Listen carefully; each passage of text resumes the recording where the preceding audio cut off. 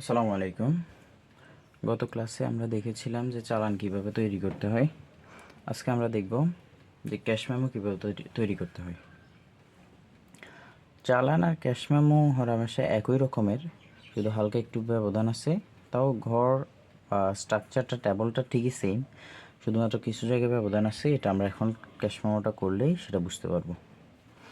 তাহলে দেখা যাক, এখন চলুন শুরু করি। আমরা দেখি ক্যাশ মেমো কীভাবে তৈরি করতে হয় এবং চালান এবং ক্যাশ মেমোর মধ্যে পার্থক্য কী। ওকে, প্রথমত ক্যাশ মেমো তৈরি করতে হলে এরকম একটি স্ট্রাকচার প্রয়োজন হয়।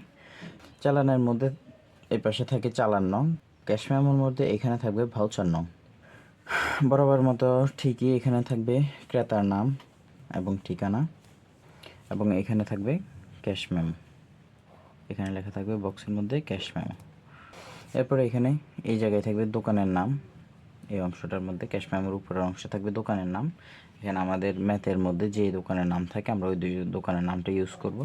এদিকে আমরা লিখব তারিখ। বক্সের ভিতরে আমরা দিব। এখানে থাকবে ক্রমিক নং, এখানে হবে মালের বিবরণ, দর, পরিমাণ, টাকা। এখানে আমরা লিখব টাকাটা কথায় লিখতে হবে। আর এই তো, আর এখানে থাকবে বিক্রেতার স্বাক্ষর। ওকে, এখন আমরা একটা অঙ্ক করি, তাহলে এখানে আমরা আরও ক্লিয়ার হয়ে যাব। বইয়ের প্রবলেম 4 দেওয়া আছে, খতে দেওয়া আছে ফেব্রুয়ারির 1 তারিখে লেনদেনের ভিত্তিতে একটি ক্যাশ মেমো প্রস্তুত করো। ফেব্রুয়ারির 1 তারিখে দেওয়া আছে নগদ 150 টাকা দরে 115 কেজি চিনি, ভাউচার নং 32। ওকে, তাহলে ভাউচার নং যেহেতু প্রথমে দেওয়া আছে, আমরা তাহলে ভাউচার নংটা বসিয়ে দিই। ভাউচার নং হবে 32। তারপরে আছে কত, নগদ 150 টাকা দরে 115 কেজি চিনি, 115 কেজি চিনি।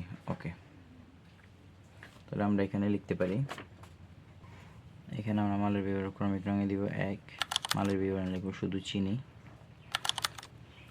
দর কত 150 টাকা দরে, 150 টাকা দর আমরা লিখলাম। এরপরে 115 কেজি চিনি, 115 কেজি চিনি। ভাউচার নং 32, ঠিক আছে। এখানে কোনো শর্ত বা কিছু দেওয়া নাই। তাহলে আমরা এবার একটু দেখি, ক্যালকুলেটর করে দেখি কত আসে। 17,250, 17,250। তাহলে নেট পরিমাণ হচ্ছে এত টাকা। এখন আমরা এখানে লিখব 17,000 টাকায়, কথায় লিখব 17,250। আমরা বিশেষ দ্রষ্টব্যতা আগে লিখলাম। তারিখটা কি ছিল? আমাদের তারিখটা ছিল 1 ফেব্রুয়ারি, তাহলে 01/02/2025। তারপর ক্রেতার নাম কি ছিল? ক্রেতার নাম ছিল সেলিম ট্রেডার্স। তাহলে এ হলো আমাদের ক্যাশ মেমো। আমরা চালানো দেখলাম, ক্যাশ মেমো দেখলাম।